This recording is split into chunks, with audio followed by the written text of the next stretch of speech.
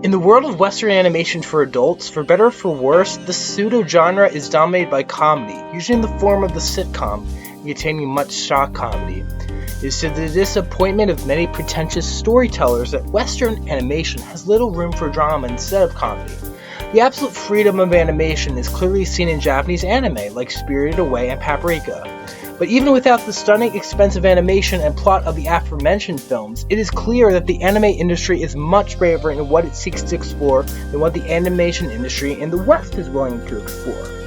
And even though individualism is not as prevalent and socially acceptable in Japan as it is in the West, and authorship in media is also rarer than it is in the West, it's almost embarrassing how much Japan is able to do with the medium animation, even with more limited resources than Hollywood's.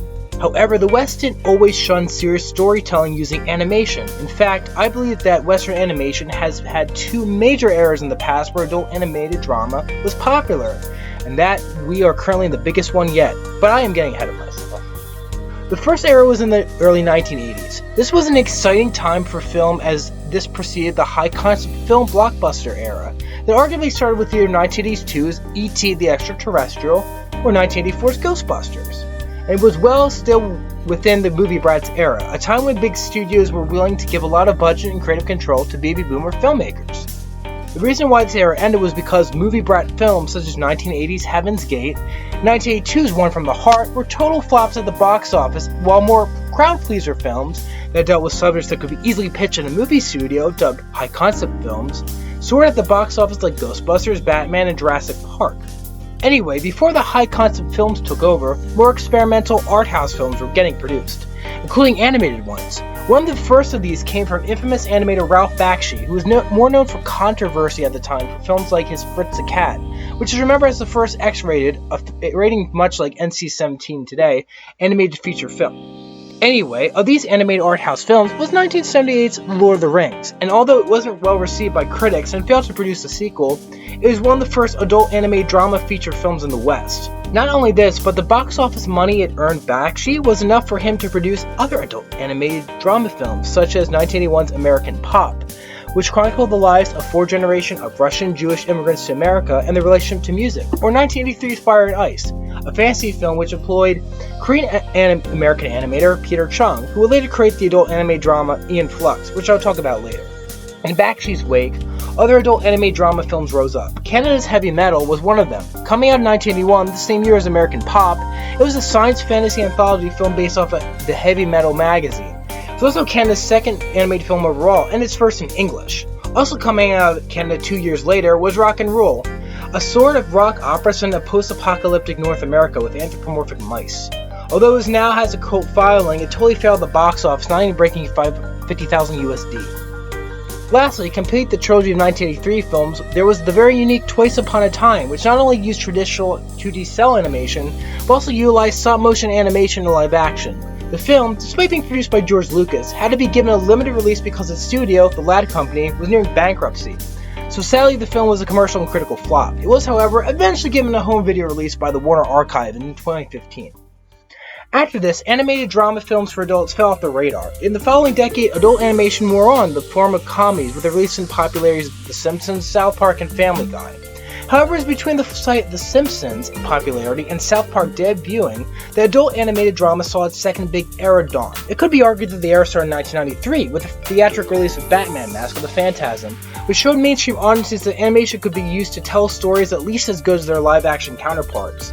Many still consider Phantasm to be better than any of Byrne's live-action movies, and some consider the film to be an equal to Christopher Nolan's Batman films. Nevertheless, Mask of the Phantasm taught many to take animation more seriously. But then, 1995 gave us two big showstoppers that would give adult animated drama a bold new standard. In the same year they gave us Toy Story, Neon Genesis Evangelion, Whisper of the Heart, and Ghost in the Shell, also gave us Ian Flux and The Max in one heck of an awesome year for animation in general. Ian Flux is one of my favorite series of all time. Technically, the show did not start in 1995, but rather received its first full season in 1995. The show actually started in 1991 with a pilot made for MTV's Liquid Television block, and eventually got 5 shorts to its name in 1992. Anyway, the show is set in the far future in two border city-states, the totalitarian Bregna and the freedom-loving Monica, where the leather-clad Ian Flux infiltrates Bregna in the name of Monica while pursuing her enemy-slash-lover Trevor Goodchild, the leader of Bregna. The show takes its cues much more from anime than anything in Western animation. Maybe because it comes from Korean-American animator Peter Chung, the guy I told you about who worked on Fire and Ice. It's got great action scenes and animation, in my opinion, and is generally top-notch. Perhaps the best part of the series is how it explores philosophical questions, with episodes such as The Purge really like a better version of Clockwork Orange, as it debates the relationship between free will, crime, and how the mind works. My only complaint with the series is its weird shoehorned sexuality that pops up so frequently it would make a fan service-loving weeaboo blush. Other than this, it's an ultra-rare example of art house experimental animation found on American television. As for The Max, it's also an MTV show, but it was first based off a comic by Sam Keith. It follows a homeless man in New York who has delusions of both being a superhero as well as traveling to a plane known as the Outback, while he protects his lover, Julie, who's his social worker. Like Flux, it's also a rare treat that works like a great rethinking of urban superhero stories, not unlike Alan Moore's Watchmen, but also great exploration of philosophy and the human psyche, as well as romantic relationships. With all this in mind, it's really a miracle that these shows made it to American television at all. I mean, Hollywood usually doesn't produce such highbrow experimental art, but perhaps because of the economic peaks of the 1990s, as well as the postmodern values of MTV and the like, were enough to counteract that. However, after this, adult animation drama only went on in fits and starts. Spawn was a somewhat successful adult cartoon that came out in 1997, on the heels of its live-action adaptation, but only produced 18 episodes and received a cult following only as of recently. Adult animated drama especially fell off the map completely after 1998's Invasion America, produced none other by Steven Spielberg, failed to impress almost anyone and was never completed anyway.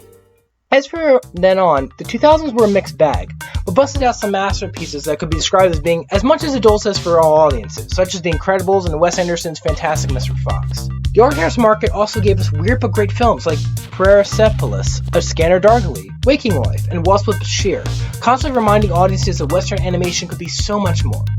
However, what was interesting was what happened in the 2010s, which could be described as sort of a culture shift towards more dramatic anime content that happened gradually. It's noteworthy that the two most popular adult animated series of the last decade coming from the West, BoJack Horseman and Rick and Morty, became popular as much for their dramatic elements as their comedic elements, straying significantly far from the South Park template. I would also argue that the shift happened before this was kids series daring to be more pretentious and serious, like with Avatar: The Last Airbender and its sequel series, The Legend of Korra. But anime drama was starting to get some respect too, and in the most interesting ways. First, stop motion became cool again with Charlie Kaufman's Anomalisa, and Wes Anderson's Isle of Dogs in 2015 and 2018 respectively. But we also got films like Loving Vincent, a film literally hand-painted the style of Vincent van Gogh in every frame. In fact, even rotoscoping continued to be popular in the decade after Waking Life, Scanner Darkly, and Wasp with Bashir, with 2011's Aloy and Nabel and 2019's Undone. However, I would say that the third rise of adult anime dramas came very recently, with many coming out only from these last couple of years. Consider how fast new adult animated drama content came at us. 2017 gave us Castlevania, 2018 gave us Genlock, 2019 gave us Genndy Tartakovsky's Primal, Seis Manos, Love, Death and Robots, and Undone, and 2020 gave us The Midnight Gospel. Whew, that's a lot of anime content at once. It's also important to note that how in recent years that many mainstream films and blockbusters were mostly animated anyway. Take James Cameron's Avatar, for instance, which was about 60% CGI animation, more than half the film.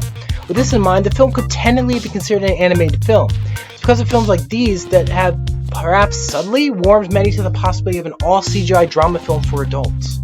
However, all indications show that the best is yet to come for adult animation, despite the impending threat of lockdowns and economic devastation. Here's why. For starters, in 2019, perhaps a bigger year for animation than most realized until it was over, Sony Pictures Animation announced a new project initiative to create more films and series aimed at an adult audience. Some of the projects announced range everywhere from a revival of the animated series The Boondocks to a claymation/live-action series called Super Bago, to a Dark Horse Comics adaptation of a series called Hungry Ghosts, which is about blending ghost stories with the culinary arts. Many might point out that most, if not all, these projects are probably now cancelled, if not indefinitely shelved due to the COVID-19 pandemic. But in fact, they might just be the salvation of studios. It should be first noted that the only TV shows that have been completed/released on time were the animated ones. The reason for this is obvious. Animators and voice actors can all work remotely and thus never come close to violating state shutdown regulations.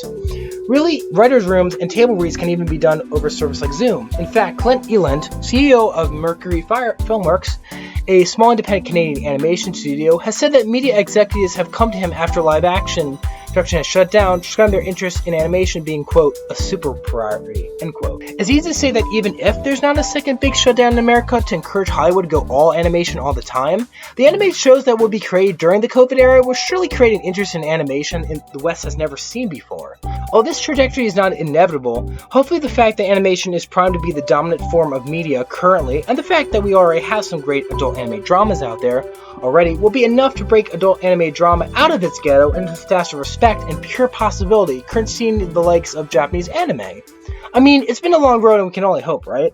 Anyway, while we wait for Western animation to get as pretentious as anime, you guys can subscribe to my channel for more great content about animation like this one, or about live action film, trivia, and more. See you guys later. This is Mixture Fiction 1/Matt, hoping you all have a great day.